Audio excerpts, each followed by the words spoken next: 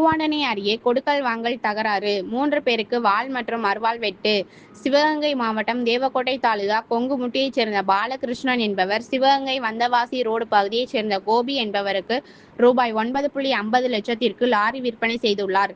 இதற்கான பணத்தை கோபி சரியாக தராததால் இருவருக்கும் இடையே முன்விரோதம் இருந்துள்ளது. இந்நிலையில் ராமநாதபுரம் மாவட்டம் திருவாடானை அருகே உள்ள கோவில் திருவிழாவிற்கு பாலகிருஷ்ணன் சென்றிருந்த போது கோபி பேச்சுவார்த்தைக்காக அவரை திருவாடானை அருகே உள்ள பெரிய கீரமங்கலம் பகுதியில் இருக்கும் தனியார் பிளான்ட் பகுதிக்கு அழைத்திருந்தார்.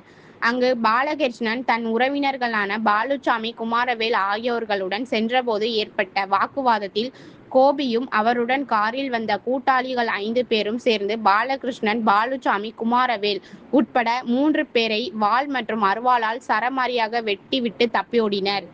காயமடைந்த 3 பேரும் திருவாடானை அரசு மருத்துவமனையில் சிகிச்சைக்காக அனுமதிக்கப்பட்டுள்ளனர்.